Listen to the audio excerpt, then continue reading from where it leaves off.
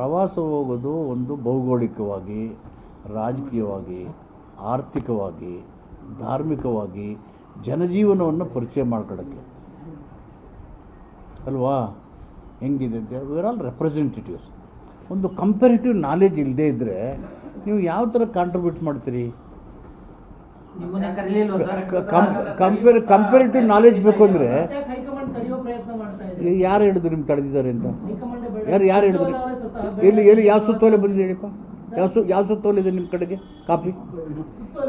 ತಡೆದಿರೋ ಸುತ್ತೋಲೆ ಎಲ್ಲಿದೆ? ಶೋಮಿ ಅಲ್ಲಿ ನಿಮ್ಮಷ್ಟಕ್ಕೆ ನೀವೇ ಊಹೆ ಮಾಡ್ಕೊತೀರಲ್ಲ. ಯಾರು ಕೊಡೆಪ್ಪ? ಅದು ಯಾರ್ಯಾರು ನಾಕೌಟ್ ಆದರು? ಅಪ್ರೂವ್ ಆಗಿರೋರ್ದು ಯಾರ್ದು ಹೈಕಮಾಂಡಿಂದ ನಾಕೌಟ್ ಇರೋದು ಕೊಡೆಪ್ಪ ಸುತ್ತೋಲೆಗಳನ್ನ. You all of you should go, these people should not go ಅಂತ ಹೇಳಿರೋದನ್ನ ವೈ? ನೀವು ಸುಮ್ಮನೆ ಊಹೆ ಪೊಯ್ಲಿ ಯಾಕೆ ಮಾತಾಡ್ತೀರಿ? ಈಗ ಒಂದಷ್ಟು ಮಂದಿ ಶಾಸಕರುಗಳು ಹೊರಟಿದ್ದಾರೆ ಅಂತ ಸರ್, ಯಾರು ಕರೀಲಿಲ್ವಾ ಸರ್ ನಿಮ್ಮನ್ನ?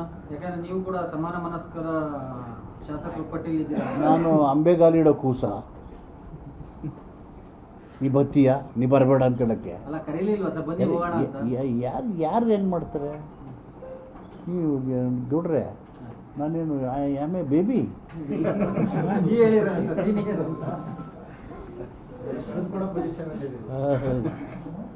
ಸರಿಯಾ? ಇಲ್ಲ, ಸದ್ಯಕ್ಕಿಲ್ಲ. ನಾನು ಹೋಗ್ಬೇಕು, ಸದ್ಯಕ್ಕಿಲ್ಲ. ನಾನು ಅಮೇರಿಕಾಗೆ ಹೋಗೇ ಇಲ್ಲ. ಆ್ಯಕ್ಚುಲಿ ನಮ್ಮ ಇದು ಬಂತಲ್ಲ world book of records, both democracy and ಇದಕ್ಕೆ ಅವಾಗ ಬರ್ಬೇಕಾಯ್ತು, ಜ್ವರ ಬಂದು ಬಿದ್ದೋಗ್ಬಿಟ್ಟೆ. ಆ್ಯಕ್ಚುಲಿ ಹೋಗ್ಬೇಕಾಗಿತ್ತು. ಸೊ ಇನ್ನೊಂದು ಸರಿ ಹೋಗೋಣ ಅಂತ ಪೋಸ್ಟ್ಪೋನ್ ಮಾಡ್ಬಿಟ್ಟು. ಯಾರು? ನನ್ನ ನೇತೃತ್ವದಲ್ಲಿ ನಿಮ್ಮನ್ನೆಲ್ಲನೂ ಸಂಗಾತಿಯಾಗಿ ಕರ್ಕೊಂಡು ಹೋಗ್ತೀನಿ. See, that is not a serious matter of concern. ಶಾಸಕರು, ಮಂತ್ರಿಗಳು ಪ್ರವಾಸ ಹೋಗೋದು not a serious matter of concern. It has no impact. ಅದರ ಇಂಪಾರ್ಟೆನ್ಸು ಯಾರು ಈ ಥರ ನಾಲೆಜ್ ಅಕ್ವೈರ್ ಮಾಡ್ಕೊಂಡು ಎಷ್ಟು ಆಸಕ್ತಿ ತೋರ್ತಾರೆ ಅದರ ಮೇಲೆ ಆಗುತ್ತೆ. ಟೂರಿಸಮ್ ಡೆವಲಪ್ ಆಗ್ತವಲ್ಲಿ, foreign countries, tourism, economy, diplomatic relationship, there are so many other issues. They should study, they should understand. So ಆವಾಗ ದೇ ವಿಲ್ ಅಕ್ವೈರ್ಡ್ ನಾಲೆಜ್. ಇಲ್ಲಿ ಬಂದು ಮಾತಾಡೋಗೇನು ಅಲ್ಲಿ ಆ ದೇಶಕ್ಕೆ ಹೋದವರೆಲ್ಲ ಬರ್ತೀವಿ ನಾವು ಸಣ್ಣ ಹುಡುಗರಿದ್ದಾಗ. ಅಲ್ಲಿ ಹೋಗಿದ್ದು ಓಹೋ ಆ ದೇಶ ಹೆಂಗೆ ಏನು ಹೇಳ್ತಾ ಓಹೋ ಹಿಂಗಿದೆ ಅನ್ನೋರು. ಓಹೋ ಹೆಂಗಿದೆ ಅಂದರೆ ಹೆಂಗಿದೆ ಅಂತ ಹೇಳ್ತಿರ್ಲಿಲ್ಲ. ಈಗ ಅಟ್ಲೀಸ್ಟ್ ಈಗ ಓದಿರೋರೆಲ್ಲ ಬರ್ತಾರೆ, ನೋಡ್ಕೊಂಬರ್ಬೇಕಲ್ಲ, ನೋಟ್ ಮಾಡ್ಕೊಂಡು.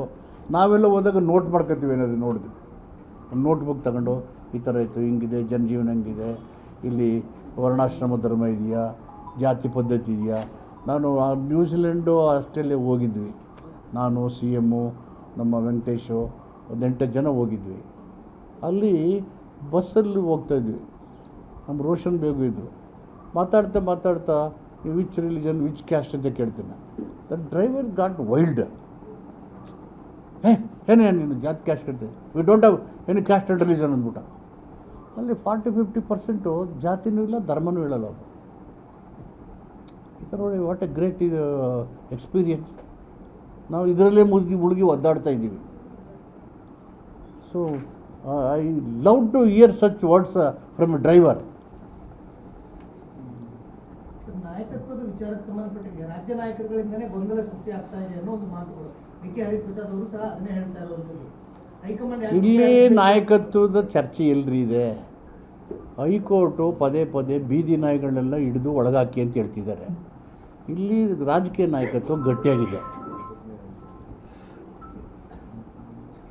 ನಾಯಕತ್ವ ಬದಲಾವಣೆ ವಿಚಾರಕ್ಕೂ ಹೈಕೋರ್ಟ್ ಬೀದಿ ನಾಯಿಗಳನ್ನ ಒಳಗಾಕಿ ಅನ್ನೋದಕ್ಕೆ ಏನು ಸಂಬಂಧ? ಅಲ್ಲ, ಈಗ ಸುಮ್ಮನೆ ಬೀದಿಯಲ್ಲಿ ಮಾತಾಡೋದನ್ನೆಲ್ಲ ಭಯ ಮುಗಿಸ್ಬೇಕು ಅಂತ ನನಗೆ ಗೊತ್ತಿಲ್ಲ. ನನಗೆ ಹೈಕೋರ್ಟ್ ಹೇಳಿದ್ದೆ ನೀವು ಹೆಂಗೆ ಹೇಳ್ತಾರೆ ನನಗೆ ಗೊತ್ತಿಲ್ಲ. I don't know. ಕಂಪ್ಯಾರಿಸಮ್ ಅಲ್ಲಿ ನಾಯಕ ಹೇಳೋದ್ರಲ್ಲ ಇವರು, ಅದಕ್ಕೆ ಕೇಳಿದೆ ನಾನು. ಹೇಳಿದ್ದು ಹೆಂಗಿತ್ತು ಗೊತ್ತಾ sir? Adi ಬೀದಿಗಳೆಲ್ಲ I don't know. ನನಗೆ ಗೊತ್ತಿಲ್ಲಪ್ಪ. ನೀವೇ ಇದು ಮಾಡ್ಕೊಂಡು ನಾ ಹೇಳಿದನಾ? ನೀವೇ ಹೇಳ್ತಿದ್ದೀರಿ. ಇಲ್ಲಿ ನಾಯಕತ್ವ ಗಟ್ಟಿಯಾಗಿದೆ, ಪ್ರಶ್ನೆನೇ ಇಲ್ಲ. ಪದೇ ಕೆಲವು ಶಾಸಕರುಗಳು, ಸಚಿವರುಗಳೇ ಬಹಿರಂಗವಾಗಿ ಹೈಕಮಾಂಡ್ ಮಧ್ಯಪ್ರವೇಶ ಮಾಡಬೇಕು, ಒಂದು ಗ್ಯಾರಂಟಿ ಕೊಡಬೇಕು ಅಂತ ಹೇಳ್ತಾ ಇದ್ರು.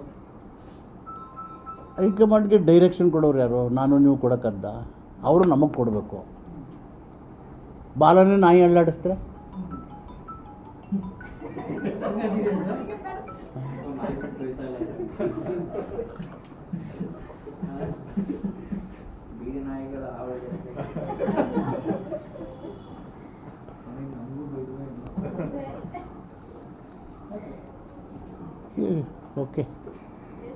Thank you. ಸರ್. ಶಿವ ಒಳ್ಳೇದು ಮಾಡಲಿ ನಿಮಗೆಲ್ಲ. ರುದ್ರ ತಾಂಡವ ಮಾಡಿ ಮಹದೇವಪ್ಪ ನೀವೇ ಇದ್ದೀರಲ್ಲ ಸರ್. ಮನಸ್ಸು ರುದ್ರ ತಾಂಡವದ ಮುಖಾಂತರ ಮನಸ್ಸು ಮತ್ತು ದೇಹದ ಸಮತೋಲನವನ್ನು ಕಾಪಾಡಿಕೊಳ್ಳೋ ಥರ ಆಗಲಿ. ಶಿವರಾತ್ರಿ ಆಗಿದೆ. ಹಾಂ, ನಿಮಗೂ ಒಂದು ಅವಕಾಶ ಸಿಗಲಿ ಸರ್. ಅಧಿಕಾರದ ಹಂತದಲ್ಲಿ ರುದ್ರತಾಂಡ ಮಾಡಕ್ಕೆ ಸಿಕ್ಕಿದ್ರೆ ನೀವೆಲ್ಲ ಎದ್ದುಬಿಟ್ರೆ ನನಗೆ ನೀವು ಬಯಸಿದಂಥ ದಿನ ಬರ್ಬೋದು. ಅಷ್ಟರ ತನಕ ವೆಯ್ಟ್ ಮಾಡೋಣ. ನೀವು ಎಲ್ಲ ಹೋದಾಗೆಲ್ಲ ನಿಮ್ಮ ಬೆಂಬಲಿಗರೆಲ್ಲ ಘೋಷಣೆ ಕೂಗ್ತಾರೆ, ಮುಂದಿನ ಮುಖ್ಯಮಂತ್ರಿ ಮಹದೇವಪ್ಪ ಅಂತ. ನಾನು ಅಂಬೇಡ್ಕರ್ ಸಿದ್ಧಾಂತದಲ್ಲಿ ನಂಬಿಕೆ ಇಟ್ಟಿರೋನು. ಕಾನ್ಸ್ಟಿಟ್ಯೂಷನ್ ಅಸೆಂಬ್ಲಿಲಿ ಏನು ಹೇಳಿದ್ದಾರೆ ಅಂಬೇಡ್ಕರ್ ಅಂದರೆ, ವ್ಯಕ್ತಿ ಪೂಜೆ ಮಾಡಬೇಡಿ.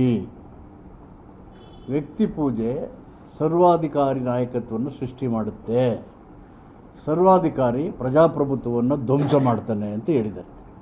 I strictly follow is ideology. ದಯವಿಟ್ಟು ನಮ್ಮ ಪ್ರಶ್ನವರು ಇದನ್ನ ಹಾಕಿ.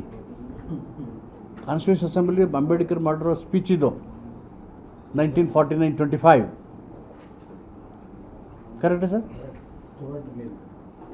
ವ್ಯಕ್ತಿ ಪೂಜೆ ಮಾಡಬೇಡಿ. ವ್ಯಕ್ತಿ ಪೂಜೆ ಸರ್ವಾಧಿಕಾರಿ ನಾಯಕನನ್ನು ಸೃಷ್ಟಿ ಮಾಡುತ್ತೆ, ಸರ್ವಾಧಿಕಾರಿ ಪ್ರಜಾಪ್ರಭುತ್ವವನ್ನು ನಾಶ ಮಾಡ್ತಾನೆ ಅಂತ ಹೇಳಿದ್ದಾರೆ. ಅಲ್ಲ, ನೀವು ಅದಕ್ಕೆ ಕರೆಕ್ಟ್ ಆಗಿದ್ದೀರಾ ಅಂತ ಸರ್. ನಾನು ಡೆಫಿನೆಟ್ ಆಗಿದ್ದೆ. ಈಗ ನಾನು ಇಷ್ಟಪಡಲ್ಲ. ಸಿದ್ದರಾಮಯ್ಯ ಅವರು ಪೂಜೆ ಮಾಡ್ತಿದ್ದೀರಾ ಇಲ್ಲ ಅಂತ. ವ್ಯಕ್ತಿ ಪೂಜೆ ನಾನು ಎಂದೂ ಪೂಜೆ ಮಾಡಿಲ್ಲ. ಸಿದ್ದರಾಮಯ್ಯರು ಎಂದಿದ್ದು ಯಾರಿಗೂ ಪೂಜೆ ಮಾಡಿಲ್ಲ.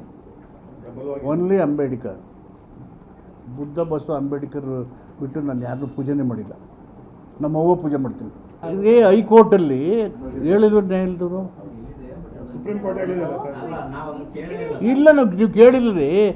ಎಲ್ಲ ಸಿಕ್ಕಾಪಟ್ಟೆ ಗಲಾಟೆ ಮಾಡಿ ಕಡ್ದು, ಹುಚ್ಚನಾಯಿಗಳೆಲ್ಲ ಕಡ್ದು, ಜನಗಳ ರೋಗ ಬಂದು, ರೇಬಿಸ್ ಬಂದರೆ ಅವ್ರು ಆಮೇಲೆ ಕಾಯಬೇಕು. ಅದನ್ನೇ ಅದು ಆರೋಗ್ಯದ, ನಮ್ಮ ಆರೋಗ್ಯಕ್ಕಿಂತ ಅದು ಕಾಯಬೇಕು. ಅದಕ್ಕೆ ನೀವೆಲ್ಲ ಆ ಥರದ ಜಾಗೃತಿ ಮೂಡಿಸಿ ಅಂತ ನಿಮಗೆ ಮನವಿ ಮಾಡ್ತಿರೋದು ನಾನು. I am appealing to all my friends. ಅದಕ್ಕೂ ಸಂಬಂಧನೇ ಇಲ್ಲ. Don't create unnecessary controversy and confusion.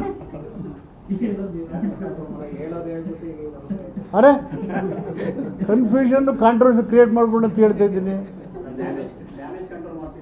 ಏನೂ ಇಲ್ಲ, ನನಗೆ ಕ್ಲಾರಿಟಿ ಇರ್ತದೆ. ನನಗೆ ಕೋರ್ಟ್ ಹೇಳಿಲ್ವೋ? ಮತ್ತು ಜನಗಳನ್ನ, ಮಕ್ಕಳನ್ನ ಕಾಪಾಡಬೇಕೋ ಬೇಡವೋ? That's all my point, view point. ಯಾವ್ದಾರ ವಿಚಾರದಲ್ಲಿ ನೊಂದಿದ್ದೀರಾ ಸರ್? ನಾನು ಯಾವುದರಲ್ಲೂ ನೊಂದಿಲ್ಲ, ಬೇಸರ ಸಂತೃಪ್ತಿಯಾಗಿದ್ದೀನಿ. ನೊಂದೇ ಇಲ್ಲ ನಾನು. ನೊಂದವ್ರ ಪರವಾಗಂತೂ ನೋಯ್ತಾ ಇರ್ತೀನಿ. ನೊಂದಿದ್ದೇನೆ, ಬೆಂದಿದ್ದೇನೆ ಅಂತ ಹೇಳ್ತಾ ಇರ್ತಾರೆ ಸರ್ ಸದಾಶಿವ. ಯಾರು? ಸದಾಶಿವ. ಅದು ಗೊತ್ತಿಲ್ಲ, ಅವರೇ ಕೇಳ್ಕೊಳ್ಳಿ. ಎಲ್ಲೆಲ್ಲಿ ಬೆಂದೋಗಿದೆ, ಎಲ್ಲೊಂದು ನೊಂದಿದೆ ಅಂದ್ಬಿಟ್ಟು.